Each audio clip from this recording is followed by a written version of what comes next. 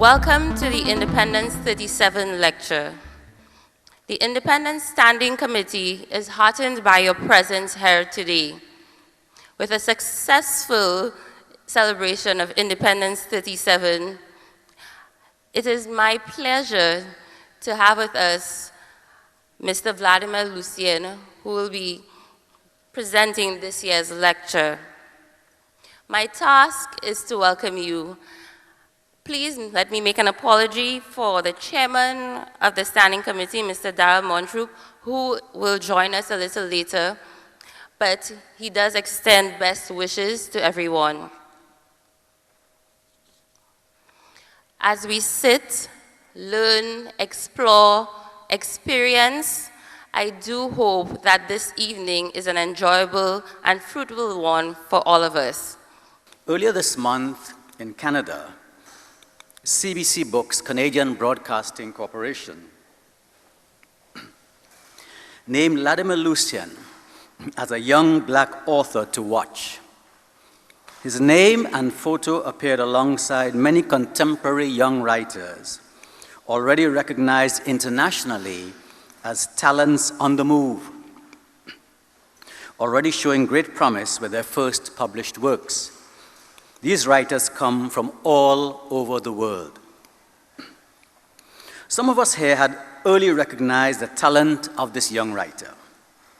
I first saw his poems on Facebook. And when I checked with Jane King and Kendall Hippolyte, who are here tonight with us, they had already known him since he had been their student at SALCC.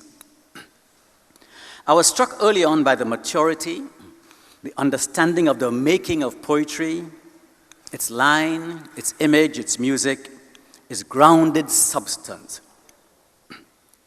As the CBC Books noted, his work was not obscure, self-indulgent, or parading itself, but was quietly confident, accessible, rooted in his home culture of St. Lucia, and yes, well planted right here in Gros-Islet, his hometown. It is very appropriate then, from so many angles, that he is this year's speaker for the Independence 2016 lecture. Vladimir has often spoken of the influence of his father, poet Egbert Lucien, who's also here with us tonight, one of the young men with whom many of us rhymed in our youth, Egbert, and how he first came to love poetry and its sound by hearing his father reciting poetry, and much of it Caribbean poetry, Martin Carter, Brathwaite, and others around the house. His mother, Helen, who's here with us tonight, Lady Helen, a career school teacher and very involved with the cultural groups of Moshi, was also certainly a great support and example. His brother Femi is an award-winning poet and short story writer, having won 2 awards from Small Axe magazine in the US, quite a prestigious magazine. Many of you here probably also know Nkrumah, another brother as a teacher, poet, and social media commentator. I don't know Vladimir's sisters very well, but knowing their names, a few of their names, I would guess they are as self-confident and creative as their brothers. And to read Vladimir's poems is to get a glimpse of his grandfather, an icon of Gros-Islet, recently deceased, Samuel Lucien, and other family elders. I mentioned these family connections of Vladimir's to demonstrate that Vladimir's gifts and success, like the content of his work, are rooted in a strong family environment that nurtured a love and understanding of the arts. That he, as a young St. Lucian, and as a young citizen who has already made a strong mark beyond his shores, has been invited to give this now prestigious independence lecture, first given by the new knight, Sir Vaughan Lewis, is testimony to the foresight and wisdom of the organizers. Good evening, Honorable Emma Hippolyte. According to his official biography, Vladimir Lucien is a writer, actor, and critic from St. Lucia. His writing has been published in the Caribbean Review of Books, Wasafiri, Small Axe Journal, the PN Review, BIM Magazine, Washington Square Review, Caribbean Beat, and other journals. And those of you who know the literary world would recognize these names as very prestigious magazines in the Caribbean and outside of the Caribbean. As well, he's been published in an anthology of Caribbean poetry and prose entitled Beyond Sangre Grande, edited by Cyril Davidine. He was awarded the first prize in the poetry category of the Small Acts Prize in 2013. Vladimir is the winner of the 2015 OCM Bocas Prize for his debut collection, Sounding Ground, published by People Tree Press in May 2014. Now, what you need to know about the significance of this win is that in 2011, when the prize was first given, it was won by Nobel laureate, now Sir Derek Walcott. Derek won both the poetry section and the overall prize. In 2013, Kendall Hippolyte, Vladimir's former teacher, won the poetry section. This prize, Bocas, is awarded in 3 categories for poetry, prose fiction, and prose nonfiction, out of which 1 overall winner is chosen. While in 2015, Mr. Lucien followed the Honorable Sir Derek by taking both the poetry prize and the overall Bocas Literary Prize. Not an insignificant achievement for a first collection by a young and relatively unknown writer from Ayanola, St. Lucia.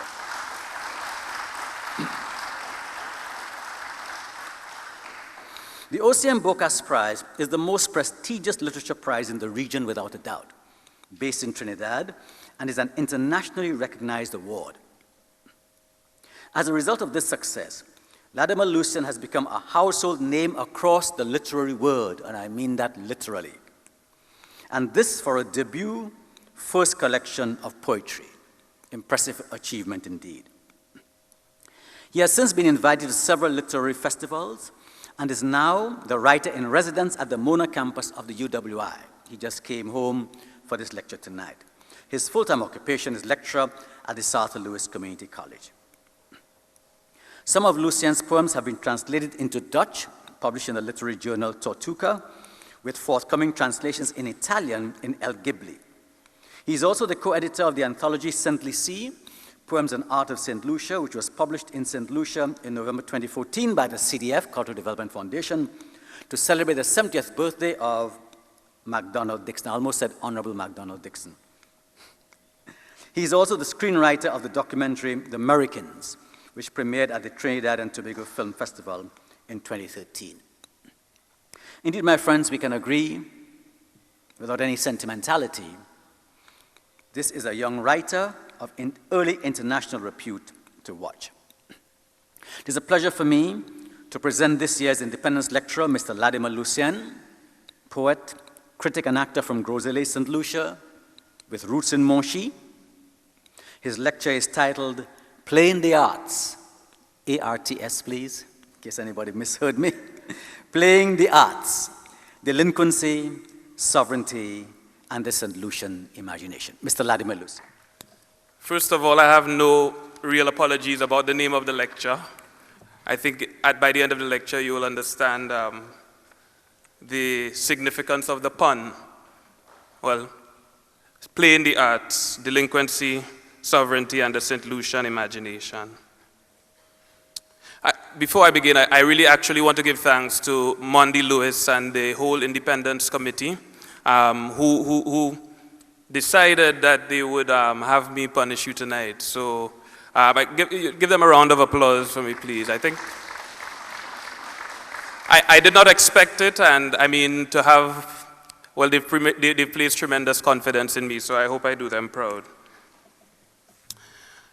In thinking of what to speak about this evening, what I would offer to you, my compatriots, from this gift of been given the opportunity to speak, I relied on something I have ceased to think of as serendipity or happenstance. I have fostered in myself of late a belief in things coming to me, that at any moment there are signs around us, gentle urgings directing us towards an alignment of self with destiny, self to community, community with destiny, that bring us closer to answering that great dangling question of what we are here for. Here as in on earth, but also here, St. Lucia, where we were born and through which we are meant to impact the greater course of our destiny, not merely as a nation, but as a quality of spirit. Some weeks ago, I had visited an exhibition entitled Masculinities at the National Gallery of Jamaica, showing the variegated masculinity of Caribbean men, from Edna Manley's iconic Man with Wounded Bird to Peter Ricard's of The Afflicted Yard, his video depiction of complex badman dance and its own complex gender politics. A few days after that, I attended a conversation among eminent Jamaican artists about another artist, a sort of martyr of Jamaica, the trombonist Don Drummond, who not only moved the Jamaican people with his music, but is also said to have lost his sanity and to have murdered his partner, Margarita Mafood. The day before I took the flight to Trinidad that connects to St. Lucia to come here to give this lecture, I was attending another stimulating lecture by Dr. Onaford Smith, a Jamaican dramatist, who was giving the keynote address at a symposium entitled Haunting Acts, Future Possibilities, in which she spoke of, and I quote, the ways in which silenced and repressed social, political, and cultural alternatives that could have been but weren't haunt the present in ways that provoke us to do something different, to act in the present, if we give these ancestral presences their due, end quote. It is from the cusp of Dr. Ford Smith's lecture and all of these happenings, signs, accounted and unaccounted for, that I have both come to understand why I am here today and what I am supposed to do.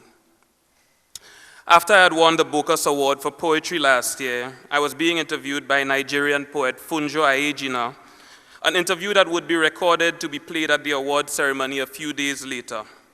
In that interview, I was asked what I think many St. Lucian poets have been asked. What is it in our water that allows the island to produce great artists or formidable artists? I gave an answer that a day later I asked the editor of the video to omit from the interview.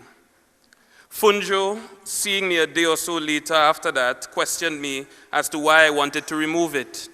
I was not able to give him an answer then, but as I think of it now, it would have had something to do with the great paradox of the St. Lucian imagination, an imagination that is determined on freedom but faces concurrently a criminalization of imagination.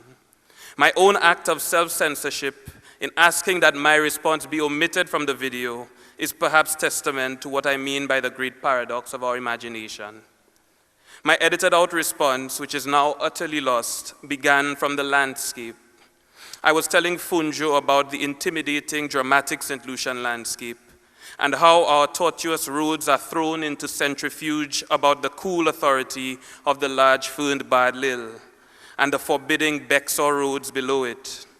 The impossible and brittle shack of an isolate on some far-off mountain, deep green with his loneliness, or ours. I was trying to explain to him how I felt about the almost ravenous beauty of the island, how its beauty almost always seemed to sometimes obscure the beauty that men produce. And this is not limited to the forest, the guabois, but also the city, our self-cremating city, all those lost records and words torn by the hot teeth of its fires. Our city rearranging itself like a ravishing wife, indecisive about her outfit. I was interested in how, in the very landscape, in the beginnings and permanent things of this place, there was something already contorting us, testing our endurance, and how we sought both open resistance as well as a means of placating or making a sort of peace with that beauty. How we built our small roads, our footpaths, how our lines began breaking. But as I said, this response is lost.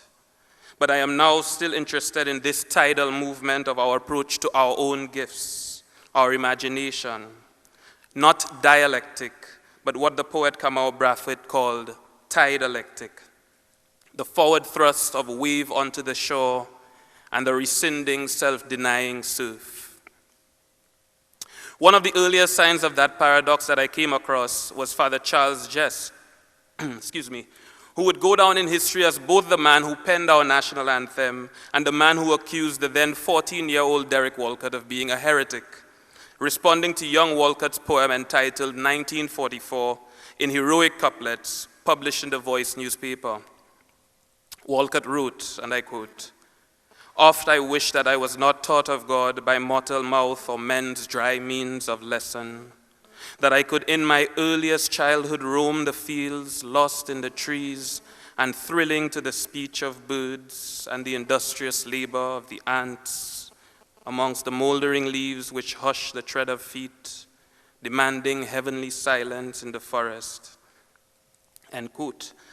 In his response, Jess paternalistically seemed to be showing young Walcott not merely that he was wrong-headed in his ideas of experiencing the divine through nature, but also asserting his legitimate claim to the great tradition of poetry, chastening Walcott, whom he deemed to be a parvenu, a precocious, illegitimate child of the then British Empire using the Queen's language. Jess says, and I quote, "But quite apart from outward form, the words of our young poet fails to take the critic's heart by storm. They've poison in the head and tail."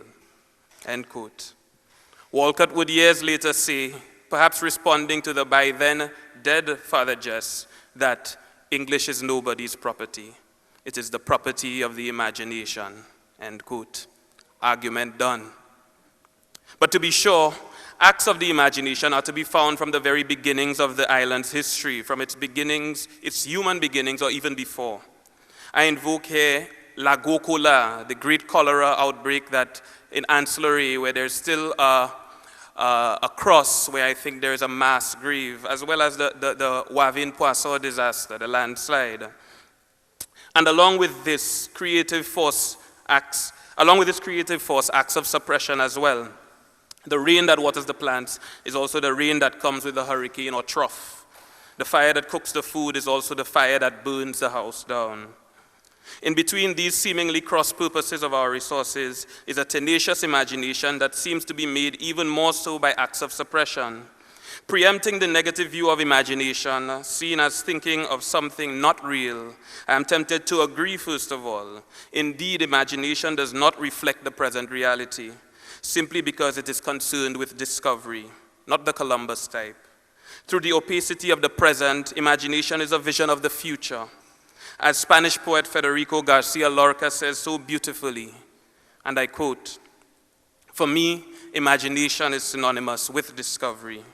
To imagine, to discover, to carry our bit of light to the living penumbra where all the infinite possibilities, forms, and numbers exist. I do not believe in creation, but in discovery. And I don't believe in the seated artist, but the one who is walking the road. The imagination is a spiritual apparatus, a luminous explorer of the world it discovers. The imagination fixes and gives clear life to fragments of the invisible reality where man is stirring." End quote. Every nation to undergo some major change engages in a kind of folding and faulting in which major events take place that completely reshape and reorient it. With this in mind, I constantly return to the cathedral burnings. I wonder about such heinous acts and where they come from. The sociologists will tell us broken homes, ghettos, mental illness, single-parent families, but I could say here that some of our greatest St. Lucians have come from single-parent families, so I'm a little confused. But just like in the case of Jamaican trombonist Don Drummond, this is where so much of our culture comes from, that such explanations are either insufficient, not complex enough, convenient, or self-incriminating. Unsatisfied with these explanations, I wondered about how this kind of violence springs from the very places where we say crime and violence we deplore and fear come from. What I was struck by in looking back on these cathedral burnings was how it reminded me of another similar occurrence removed from it by hundreds of years and thousands of miles. I'm speaking of the apocryphal story of Martin Luther, the great German reformer who was said to have nailed his 95 Theses on the door of the Castle Church of Wittenberg on the 31st of October, 1517, coincidentally around the time when Africans were first being imported into the Caribbean. This act of rebellion would, it is true, catapult Europe into a bloody religious war, but was also a creative force, giving the world the multiple expressions of Christianity we find in the various denominations today. I am not sure how many of you recall this, and my memory could be playing tricks on me, but I do recall that prior to the burnings, there had been a strange sign, an ankh, drawn on the door of the cathedral that puzzled many, not knowing that a few weeks later, this indelible act of violence would befall worshippers at the cathedral on the cusp of a new year, and soon after the millenarian anticipation of the Y2K bug. Is my memory right? Yes, okay, good. Stan says I'm right. What I find myself wondering is whether, apart from all the pat sociological explanations, somewhere in some undercurrent of time and causality, such acts of violence leap at us from something held down, like a spring. We see similar happenings in our neighboring islands, the 1990 coup in Trinidad, or the Black Power uprising of 1970, the Rodney riots in Jamaica in the late 1960s, the Geneva uprising in Dominica in 1974, and several others, long beyond the slave era. Shane Ross articulates this paradox not in a statement, but in a question. Tell me why? Why things got to be this way? Seeing that both our most imaginative acts and our seemingly most violent emerge from such communities, I am interested in the connection between the two. That is, how these acts of aggression may be reprisals of sorts, staggered reactions to mundane acts of aggression against imagination from other times or subterranean places. And I am not the only one at all aware of this seeming contradiction, of this causal relationship between violence and creation. The Lawas song proclaims, "Si nous pas bouiller, nous caïmons." If we do not shine or celebrate, it will be the death of us. Life then is about continuing to manifest the creative force that brought us into being in the first place, or else a different force rears its head, a force of death. The famous objection of Just to the young Walcott introduces some of the niceties of these mundane acts of aggression of which I speak. But acts of rebellion during the era of enslavement, however violent they seemed, were indeed acts of imagination, railing against an obtuse, stubborn orientation against it, a regime of anti-imagination. The plantation was an unimaginative place. It was a place for machines, not human beings. So it decided to make machines of human beings who refused this status. But in its violence, in its decision to suppress human creative force, it was already creating the very thing that would destroy it. Not a suddening of European conscience, but constant slave rebellion. Moving from one regime of meaning and truth to another, after all, sometimes requires a period of unmeaning before its insurrection. So we have another apocryphal story of Desaline ordering his troops to Kupi Tetek Builekai.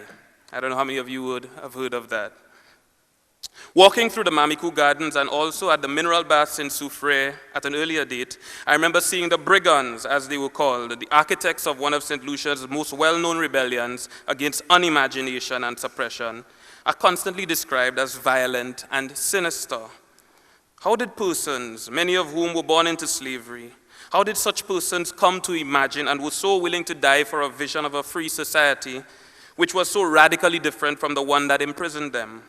And while it is so easy for an artist to walk the St. Lucian landscape and the tourist attractions and find these anti-imaginative descriptions of these freedom fighters, it is almost impossible to find traces of these people, where they lived, how they were buried, or a monument to see that they were here. They imagined the society in which we now live, and they died here. Writer Erna Broadbent, now in her 70s, has embarked upon a project of healing parts of Jamaica through acknowledging sacred spaces, acknowledging the people who lived and died there during enslavement. She sees this as healing modern Jamaica, because she believes that the dead who have been unfairly dealt with do not, as it were, take such unfairness lying down. They become restless and rock the country into mayhem in their search for answers. They, like our folk wisdom tells us, come to us in dreams with their backs to us, asking us to follow them, beckoning us to come. Come where? To the place that they restively inhabit, maybe. Kendall Hippolyte sees in the death of Mary Ratcliffe in his collection Night Vision not merely the heinous beheading committed by one man, but the complicity of a society that engaged in mundane acts of suppression, not merely against women, but the doubled degradation that the society inflicted upon those who were both black and women. Against such acts of anti-imagination, our impulse is to rebel, because the St. Lucian mind is determined on its own humanity. So that in the 1950s, we had 2 carnival queen pageants, responding to the colorism prevalent in the society at the time, and the turn of mind that could not imagine anyone being both black and beautiful. A group of visionaries boycotted the National Carnival Queen pageant and hosted their own Ebony Carnival Queen pageant. In that same society, a group of so-called eccentrics also began walking around in their black skins, their natty hair, and began conferring royalty upon themselves, their own knighthoods. They were the sons of a king. Not only that, but the women like Mary Ratcliffe, whose murderer and society at the time did not confer upon her her full humanity, were referred to by these eccentrics as empresses, queens. The revisioning of the black woman in this new light, as not only human, but whose life was worth that of royalty, owes a great debt to the rise of Rastafari. These were the men and women who pointed to the spiritual depravity of what we had built or what had been built for us. They called our society Babylon and sought to build a Zion far away from it when it refused to change. But again, these acts of imagination were criminalized. These men and women who imagined new ways of feeding the body, new ways of speaking about ourselves, these men and women who spoke of life into a space whose history had been morbid and had degraded the human being, were considered criminal for years. Apart from the most obvious and superficial ramifications, what has this constant violence against visionaries done to us spiritually? And how does such violence sometimes possess us or haunt us? For was it not 2 self-professed Rastas who stormed the cathedral in the very center of Babylon many years later? How are we complicit in that transformation? One thing we may know about energy is that it never dies. But have we changed a creative energy of unbelievable intensity and turned it upon ourselves with the same intensity? At every major moment of change in our society, it has been these communities that have been the chief agents, whatever the change. It was they who decided to respond aggressively to acts of anti-imagination with violence and beauty. From Conway and environs came the devil at Christmas that we espouse now as culture, came the borderline gang, but also the inimitable sound of Ivan Smith's North Stars Steel Band. Yet somehow we have not been able to reconcile this unacknowledged root of our culture with the way we see ourselves. If anything, they have been belatedly credited and co-opted into our view of culture, and dangerously, hardly ever on their own terms. Earl Lovelace, who was one of the earliest persons to have understood our history in this way that I am extrapolating, writes that, and I quote, "More ironic was that the cultural forms selected to provide the basis for the national culture were the very forms prescribed in colonialism, and I would add in post-colonial independent society as well. The survival made possible only by the struggle of those characterized as delinquent," end quote. So in a way, our definition of delinquent has always been a burden borne by these communities, whilst we conveniently ignore that it is from these so-called delinquent places that our most imaginative acts have sprung. And not merely that, but that their delinquency has not only been in response to acts of anti-imagination and dehumanization, but it has required acts of delinquency, acts of rebellion to keep imagination alive as well. I am not saying that murderers, thieves, or criminals keep imagination alive. I am saying that the kind of spiritual degradation that makes murder possible may be in part caused by the society that stifles those communities, that for so long have been trying to prod us towards imagining ourselves differently. I am talking about the kind of society that Ras Isley deplores in his poem, "Nowhere to Go, Nothing to Do." He says, "Now when a country don't have music and forms of recreation, it increases stress, it increases frustration. The youth start to experiment with drugs and guns, and life seems to have no value to no one. You heard what he said? When a country don't have music. What I am also not saying is that our cultural forms are acts of resistance or were created solely to lampoon or make fun of colonial masters. No people creates art solely devoted to mocking other people. Our arts have for a while been put on the defensive, but they continued to address not any external or extraneous entity, but the people themselves. The art forms were there before slavery, and though adapted, they continue to serve first and foremost the people who create and enjoy them. But what they do have is an inbuilt mechanism of defense, an immune system, so that when it becomes necessary, forces trained through homeopathy, like stick fighting or mapui, will be activated to ensure its survival. It has something similar to what St. Lucians call the quiz, as in, don't let the quiz take me. Quiz, which comes from the French word crise, meaning crisis. So we not only have a beautiful and charming art forms, but we also have an inner crisis within us that can be let loose at will to defend ourselves, our art, our sovereignty. And since we're talking about imagination, I want you to imagine our Prime Minister saying this exasperatedly at the UN. Don't let the quiz take me. Right? Si nous pas bouiller, nous caïmons. Lovelace notes further that this culture, I quote, this culture, because it was effectively banned, was forced into the underworld. The Bajons, stick fighters, panmen, calypsonians, massmen, prostitutes, the jammets were all lumped into one. They would occupy the same physical and perhaps aesthetic space. In a sense, the cultural struggle was the political struggle.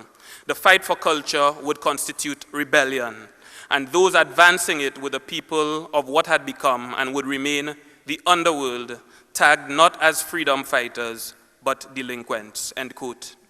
The vision I'm trying to present is our society as an organism, not separate societies of so-called decent people and supposed delinquents or backward people or jambitation.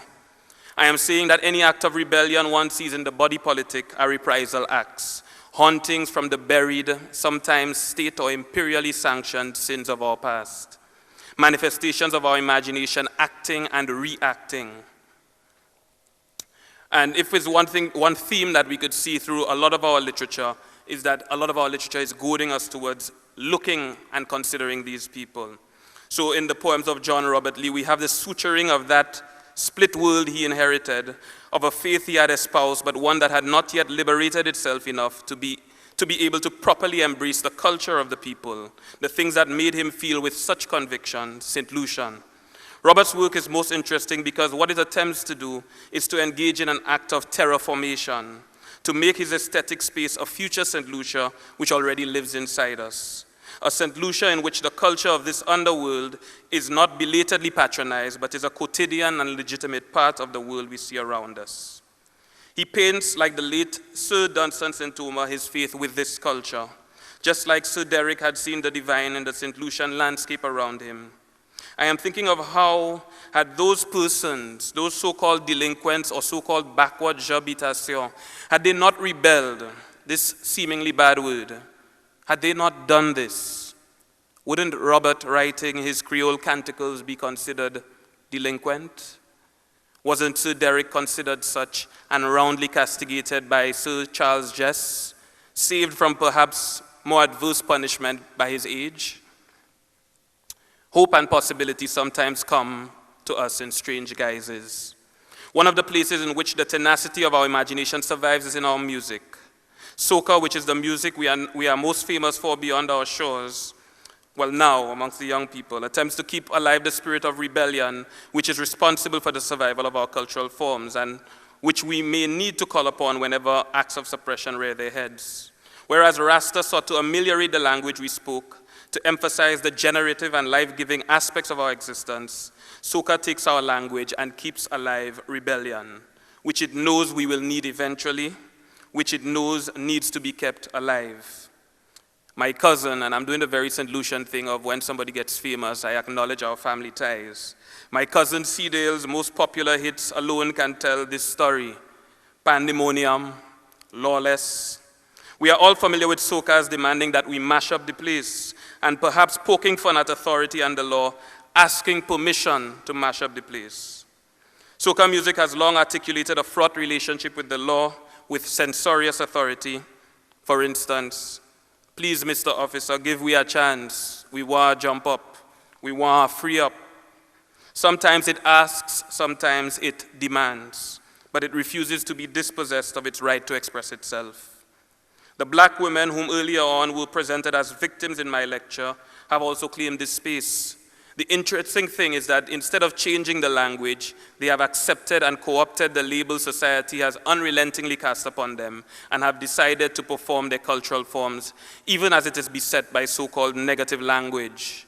So Nicole David would, excuse me, Gigi, Mate, Cupid would show you her fire waste, taking the stereotypes of women and saying, well, if you won't change the way of referring to us for expressing ourselves, we will take that very language and be creative with it and still continue to express ourselves.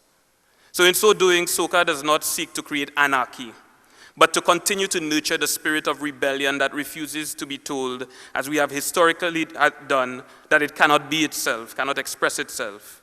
One of my favorite soca's from the last season by Arthur Ale proclaims, "What you know about me? Do you know my history? Do you know the struggles that I face?" And proclaims its numbness to those who remain unaware of this history of struggle, yet seek to impose and presume. What soca makes vividly clear to us is that to talk about imagination is also to talk about sovereignty of one's body, of one's mind, of one's destiny, and the determination to retain this sovereignty at all costs. To quote Cedil again, it is indeed deeper than soca. What is our sovereignty but an act of imagining a nation out of unrelenting colony? It took a group of delinquents or so-called rebels to rebel against colony to imagine nation. And it will take imagination from our current leaders and also the capability to rebel against entities threatening that sovereignty in the global village to maintain that sovereignty, not out of a kind of pride or vacuous hauteur, but out of a genuine understanding of what that sovereignty is and means and why it ought to be defended to begin with. And by rebellion, I do not mean arbitrary disregard or resistance to authority, but rebelling against authority that has assumed inhumane, anti-imaginative, or even anti-social policies or practices. I mean the ability to replace indifferent or apathetic or contemptuous authority wherever we find it, with authority that represent us. Until the middle of the last century, that authority was imperialist rule. In soi-disant post-colonial society, we have both our local and international milieu to expunge of these presences wherever they rear their heads, or at least to maintain our right to decide how we want to imagine ourselves as a unique people in the world. Si nous pas bouiller, nous caïmons. We are a people whose country is both named after a blind saint, as well as a country praised for its special quality of light, both literal and figurative. The question for us is how to surmount such a paradox, if it is at all surmountable, or perhaps how to get the best possible deal. At that same lecture I attended in Jamaica before coming here, an ex-permanent secretary in one of the ministries asked a question to the panelists. Why is it that our political culture had not evolved to the degree that our arts have? In our political culture, do we have the equivalent of a Nobel laureate? I'm asking you. It does not seem unfair to say that the St. Lucia of 20 or 50 years from now will depend heavily on the ability of its leaders to overturn, complicate, or arrive at a more sophisticated understanding of what true delinquency is and where it stems from. It will require us doing away with the colonial paradigm that relegated our culture to an idea of delinquency, and it will require us responding to it, not merely with patronizing gestures or sponsorship, which comes with its own price, but an understanding of this culture and the remarkable, stubbornly creative life force it has manifested. And let us not do it the greater, though more subtle violence of wrenching it from the hands of the people, of the communities where they were born and nurtured, placing a national label on it and pretending we know better than the creators themselves, telling them how they should do what they have always done. The leaders of that beautiful future, of the beautiful ones who are not yet born that I am imagining, will not settle for easy answers in terms of defining or dealing with crime and ostensible deviance. What will happen in a government that can achieve this is that the remarkable creativity and unassailable sovereignty that has remained with this group of people, labeled as deviant, will begin to manifest itself more conspicuously in all our leaders. More signs. I'm almost done. At Dr. Ford Smith's lecture, there was an installation in that room by a young artist, Camille Cheda, in which a claustrophobic number of plastic bags hanged into a cramped space. Bags in which fruits are normally sold in Trinidad, organized as they normally are on the streets. She depicted the fruit in them as well, but in there were the actual faces of men slain by society's violence. Assuming that this was the way to experience the installation, I entered the small space in which the faces of these dead men were, seemingly long gone from the society who spoke its accent, who abided and rebelled against its norms, struggled with them, and were ultimately killed by them. Killed, I mean, by the norm of violence, not crime. I am in this installation imagining how these bags would have been disposed of, many of them littering the streets of the city, with men in them like Camille's installation, but with St. Lucian faces, the faces we knew, remember, loved, hated, faces that once lived here. And I am thinking about how our city floods, and I am thinking now of a city choking, a city assailed by unanswerable rain like the Christmas Eve drought of 2013. I am thinking of our city flooded, our city choking on faces, flooded with its own blood rushing to its head, our choked city. I could not help to think about the most unimaginative act to have taken place in St. Lucia in decades, the extrajudicial slaughter of citizens of this country. Energy does not die, even though men do. Therefore, in a troubled and disturbed energy let loose by this act of anti-imagination, and St. Lucia's future will be dependent on how this is dealt with. But it is key that we have to do this on our own terms and on our own, in the very spirit of our creative imagination, not to be told when or how or whatever, how we should deal with it.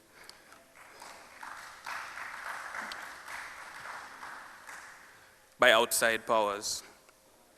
We cannot give ourselves over to fear, which is where such acts come from. No matter how much you and I may fear the violence that has been let loose, we cannot let fear nor expediency dictate how we react. This is too easy. No society can be built on such foundations of fear. When we say we are taking our country back, who do we mean we are taking it from? Those without land, without resources or sometimes food? Those who now have guns where these things were lacking? Those who no longer maintain a spirit of resistance, but now a spirit of desperation, and believe it or not, a spirit of fear. Such acts of deviance, like the extrajudicial killings, both come from a place of fear. But there is hope. There is hope in the paintings of Gary Butt that articulate the coexistences of Africa and Caribbean and imagines new worlds out of them. In Luigi Santoma's Slicing Brush.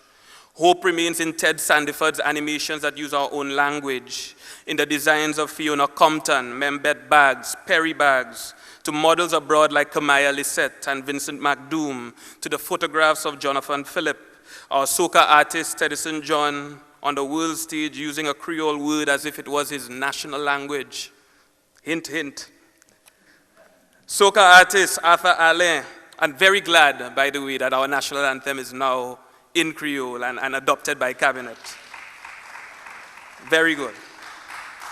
Soca artists such as Arthur Alain, Sidale, Superman HD, Taj Weeks in the United States, Yannick James on the guitar, Kiche Greaves, Mark Hennicat finding merit in the architecture of our antecedents, Priest Kailash, the Youth and Fire Ministries of Ancillary, Laura Jomo Jean-Pierre's ethno-botanical work in our forests, the legacy of Patrick Paba Anthony and the current work of the FRC, Lindy and Alexander and the Creole Language Committee, the work of the people of Piai, the unique sound of Dennery Soca, and the people of the man I met in the community in the South who was given a plaque from the church for healing his members, Chebois, which is in part the legacy of a man called Mathieu of the Gine people of Babonneau, who decades ago opened his own hospital in Babonneau.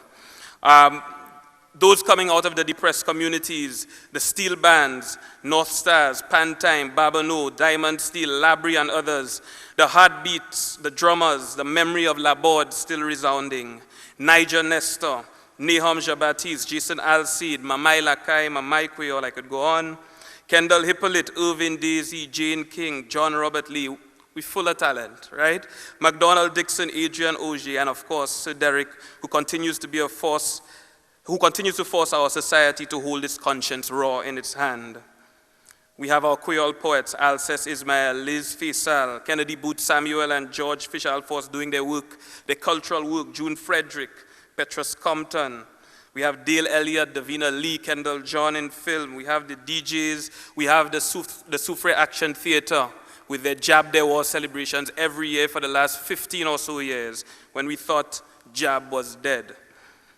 We have United and Strong, this group fighting for new ways of imagining sexuality. We have my Woman of the Year, and I think Jerry's Woman of the Year of last year, Mary Francis.